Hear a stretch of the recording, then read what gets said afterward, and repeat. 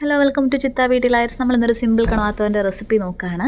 ഇവിടെ ഇപ്പോൾ ഞാൻ എടുത്തു വെച്ചിരിക്കുന്നത് സവാളയും ചെറിയുള്ളിയും ചോപ്പ് ചെയ്തതാണ്. അതുപോലെ തന്നെ ഇഞ്ചിയും വെളുത്തുള്ളിയും അല്പം വേപ്പിലയും രണ്ടായിട്ട് കീറിയ പച്ചമുളകും ഉണ്ട്.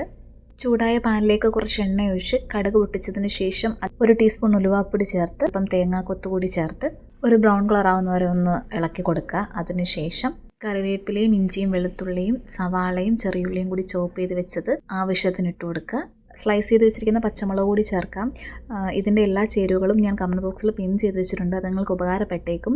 ഞാൻ പാചകത്തിലൊരു ബിഗിനറാണ്, അതുകൊണ്ട് തന്നെ തുടക്കക്കാർക്ക് എൻ്റെ ഈ ഒരു ചാനൽ ഉപകാരപ്പെട്ടേക്കുമെന്ന് പ്രതീക്ഷിക്കുന്നു. ഇതെല്ലാം നന്നായിട്ടൊന്ന് വഴറ്റിയെടുക്കുക.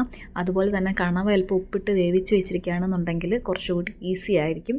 കണവയ്ക്ക് അധികം വേവൊന്നുമില്ല, ഒരു 5-10 മിനിറ്റ് ജസ്റ്റ് ഒന്ന് ബോയിൽ ചെയ്താൽ മാത്രം മതിയായിരിക്കും. ഒരുപാട് ബോയിൽ ചെയ്യുമ്പോൾ അതങ്ങ് റബ്ബർ പോലാവും, അത്രയും വേണ്ട. വഴറ്റി വെച്ചിരിക്കുന്ന സവാളയിലേക്ക് ആവശ്യത്തിന് ഉപ്പിട്ട് കൊടുക്കുക. പിന്നെ തേങ്ങയും മഞ്ഞൾപ്പൊടിയും കൂടി ഒന്ന് ചതച്ചെടുക്കുക, അതുകൂടി ഇട്ട് കൊടുക്കുക. നന്നായിട്ടൊന്ന് വഴറ്റി അതിന് ശേഷം ഈ ഉപ്പിട്ട് വേവിച്ച് വെച്ചിരിക്കുന്ന കണവ കൂടി തട്ടുകയാണ്. എന്നിട്ട് നന്നായിട്ടൊന്ന് മിക്സ് ചെയ്തെടുക്കുകയാണെന്നുണ്ടെങ്കിൽ നമ്മുടെ ഈസി കണവാത്തോരൻ റെഡി ആയിരിക്കുകയാണ്.